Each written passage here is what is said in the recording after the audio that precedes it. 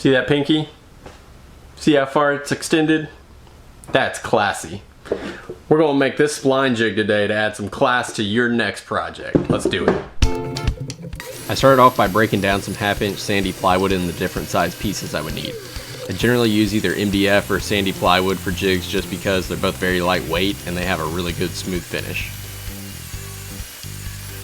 I went ahead and sanded all my pieces down with 220 grit sandpaper just to make them extra smooth.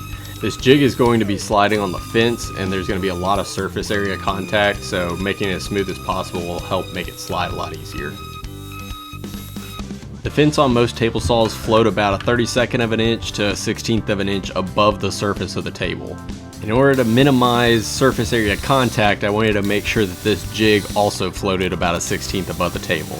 So whenever I made the cuts for the bottom support to go in, I went ahead and elevated about a 1/16 of an inch less than what the height of the fence is. Alright, so now that I've got all the major pieces cut out, I'm gonna put the supports that will go on the face in order to hold what will eventually be the picture frames or box sides or whatever I would want to put a spline through the corner of. So what I want to do is set these two pieces about 2 inches from the edge because that's about the deepest that I would ever make a spline. And then I want to make sure that the corner is right in the center of the boards. So now from that 8 inches, I will make a 45-degree angle from that mark. Alright, so these pieces are just some scrap pieces of the same plywood, 1/2-inch plywood. It doesn't have to be that thick, it could be thicker, whatever you want.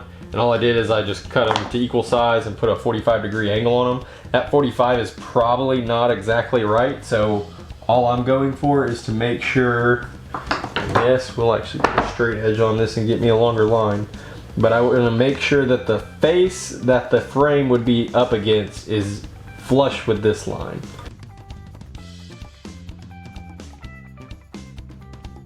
That'll give me enough height for sure a 2-inch spline or anything smaller.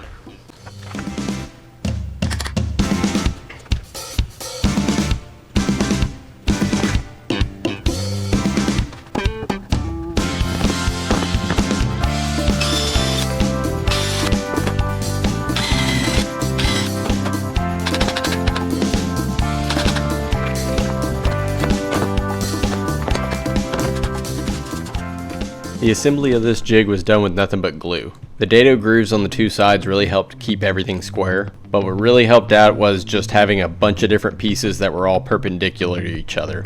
I had 3 different axes that I used, and you can kind of see that by all these pieces, and all of them came together to keep everything perfectly square.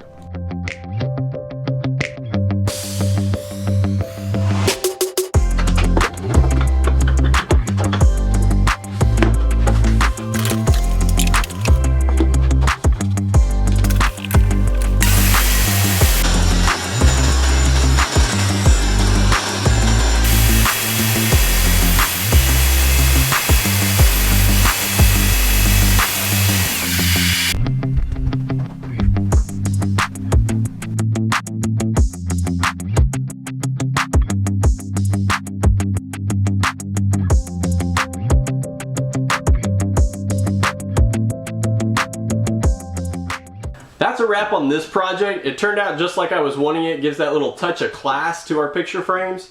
If you want to see how I made this miter jig to give that perfect 90-degree corner on our picture frames, you can go ahead and check out this video now.